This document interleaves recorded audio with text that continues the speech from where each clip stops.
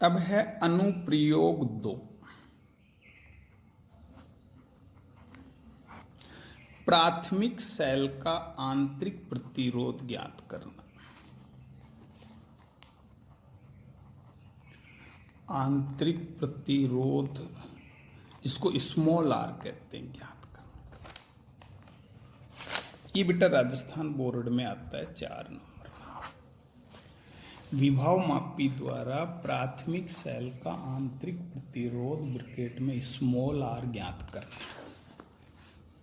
ये बोर्ड में भी आता है।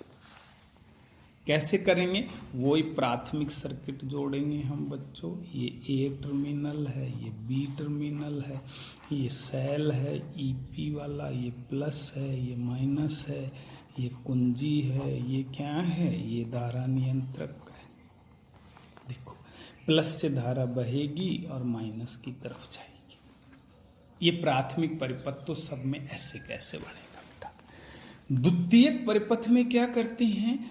दिया गया सेल जोड़ देंगे। देखो, ये सेल है माना, जिसका हमें विद्युत वाहक बल ज्ञात करना है ना, जिसका आंतरिक प्रतिरोध ज्ञात करना। ये सेल है माना, इसका विद्युत वाहक बल E है। इससे क्या जोड़ दिया? गैल्वेनोमीटर। क्या जोड़ दिया? जॉकी। ये सेल के सिरों पर समांतर क्रम में क्या जोड़ दिया? आरबी। क्या जोड़ दी? कुंजी K2। ये धारा प्लस से जाएगी, माइनस में प्रवेश करेगी। फिर मैं कहूंगा सर कि इसके द्वितीयक परिपथ में दिया गया प्राथमिक सेल जोड़ देते हैं। इसका धनात्मक सिरा ए बिंदु से, ऋणात्मक सिरे से गैल्वेनोमीटर और जॉकी जोड़ देते हैं। तार के समांतर क्रम में है ना, आरबी और कुंजी K2 जोड़ देते हैं। हमें इस सेल का स्मॉल आर ज्ञात करना है। स्मॉल आर का सूत्र हमने पढ़ा है, E minus V upon V गुणा क्या होता है? आर। ये चाहिए। ये विद्युत वाहक बल होता है, ये टर्मिनल वोल्टता होती है, ये परिपथ में लगा प्रतिरोध होता है। विद्युत वाहक बल, टर्मिनल वोल्टता, परिपथ में लगा हुआ प्रतिरोध, ये 3 चीजें हमें पता लग जाए, हम आर का मान ज्ञात कर सकते हैं। तो सबसे पहले हम क्या करेंगे? इस कुंजी K की डाट लगाएंगे। डाट लगाते ही जो ये ईपी है ना, ये तार ए बी पर वितरित हो जाएगा। चलो ठीक है सर। अब कुंजी K2 की डाट है ना बच्चों, नहीं लगाएंगे, ये खुली रहेगी। ये खुली रहेगी उस स्थिति में सेल है ना खुले परिपथ में होता है। इसमें होता है खुले परिपथ। तो हम क्या करेंगे? कुंजी K की डाट लगा देंगे। फिर उसके पश्चात जॉकी को है ना तार पर खिसकाएंगे, खिसकाते जाएंगे और अविक्षेप स्थिति प्राप्त करेंगे। माना ये कितनी लंबाई पर प्राप्त होती है? L1 पर। X से इसको गुणा करते हैं, तो ये किसके बराबर होना चाहिए? सेल के विद्युत वाहक बल के बराबर। किसके बराबर? सेल के विद्युत वाहक बल के बराबर। अब सेकंड बात क्या करेंगे? अब हम क्या करेंगे? इस कुंजी K2 की डाट भी लगा देते हैं। तो अब ये सेल बंद परिपथ में हो गए, क्योंकि अब धारा बहेगी। तो कुंजी K2 की डाट लगा देते हैं। आरबी से नियत प्रतिरोध R निकालते हैं। आरबी से कोई भी प्रतिरोध होगा ना बेटा, उसको R बोलते हैं। R निकालते हैं। जॉकी को फिर तार पर चलाते हैं, वही संतुलन की स्थिति प्राप्त करते हैं। माना कितनी लंबाई पर है ये? L2 पर। कितने से गुणा कर दो? X से। ये किसके बराबर होगा? सेल की टर्मिनल वोल्टता के। क्योंकि अब ये धारा दे रहा है सेल, तो अब इसको E मत लिखना, V लिखना। आरबी का प्रतिरोध कितना है? R। अब ये तीनों मान इस समीकरण में पुट कर दो। देखो बेटा, E का मान पुट कर दो, V का मान पुट कर दो और R का मान पुट कर दो। तो देखो मैं कर रहा हूं। ये हो गया XL1 XL2 अपॉन क्या हो गया? XL2 इंटू क्या हो गया? R। इसमें से X को मान ले लो, L1 minus L2 upon L2 into R। देखो, अब हमें X से X कट गया बेटा। तो हमें L1 का पता होना चाहिए, तो स्केल से नाप लेंगे हम। L2 का स्केल से नाप लेंगे हम। RB से लिया गया प्रतिरोध है, तो ये भी नाप लेंगे हम। तीनों चीजों का पता होने पर हम किसका मान ज्ञात कर सकते हैं? स्मॉल r का मान ज्ञात कर सकते हैं। ये 4 नंबर में आता है बच्चों हमारे, सरल है, कोई ज्यादा इसमें नहीं है बात। तीसरा अनुप्रयोग है अल्प प्रतिरोध का मान ज्ञात करना। अल्प प्रतिरोध का मान ज्ञात करना। देखो बेटा, इसको भी हम स्मॉल r कहते हैं। ये ध्यान देना, स्मॉल r है ना, यहाँ आंतरिक प्रतिरोध नहीं है, अल्प या छोटे प्रतिरोध का मान ज्ञात करना है। किसका ज्ञात करना है? छोटे प्रतिरोध का मान ज्ञात करना। सर्किट बनाएंगे, सर्किट वो का वो, प्राथमिक परिपथ में कोई बदलाव नहीं करेंगे। ये तार AB है, ये संचायक सेल EP है, ये कुंजी K है, ये धारा नियंत्रक है। ये बेटा बीच में धारा नियंत्रक में 3 टर्मिनल होते हैं, ध्यान दो। एक टर्मिनल ये होता है, एक टर्मिनल ये होता है, एक टर्मिनल ये होता है, 3 है ये। तो आप इन 2 से मत जोड़ना, बीच वाले से जरूर कनेक्शन करना है। ये रियल में इसका चित्र है ना, मैं यहां दिखाऊं, ये सच में यूं होता है धारा नियंत्रक, और ये कनेक्शन करते हैं। तो ये 1 टर्मिनल, ये 2 टर्मिनल और ये 3 टर्मिनल। ठीक है, ये प्राथमिक परिपथ है, धारा दिखा देंगे हम। द्वितीयक परिपथ में हम क्या करेंगे बच्चों? द्वितीयक परिपथ में है ना, हम एक अलग सर्किट बनाएंगे। क्या बनाएंगे? एक अलग सर्किट। कैसा सर्किट? देखो बेटा, इसमें हम एक ज्ञात प्रतिरोध लेंगे, ज्ञात, फिर ये अल्प प्रतिरोध लेंगे, फिर यहां पर अपन धारा नियंत्रक लगाएंगे, ये धारा नियंत्रक, फिर यहां एक सेल लगाएंगे, यहां एक कुंजी K2 लगाएंगे और इस सर्किट को जोड़ देंगे। ये क्या है बेटा? E है, ये R है। ये ध्यान दो, ये ज्ञात प्रतिरोध है, ज्ञात। ये कौन सा है? अल्प। हम कहेंगे इसके द्वितीयक परिपथ में हम एक अन्य परिपथ बनाते हैं। क्या बनाते हैं? अन्य परिपथ, जिसमें ज्ञात प्रतिरोध, अल्प प्रतिरोध, धारा नियंत्रक RH डैश, भाई ये RH है तो इसको अलग मान लिया, RH डैश, कुंजी K2, सेल E, श्रेणी क्रम में जोड़ते हैं।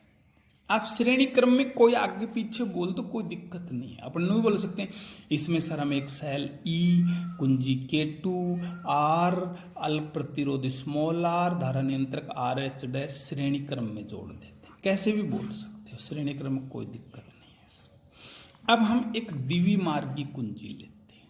क्या लेते हैं? द्विमार्गी कुंजी, जिसमें 3 टर्मिनल है। देखो ये रहे, ये X है, ये Y है, ये Z है। Y से तो वही गैल्वेनोमीटर जोड़ देंगे, और क्या जोड़ देंगे बेटा? जॉकी जोड़ दी, गैल्वेनोमीटर और जॉकी, ये तो सब में जुड़ता है।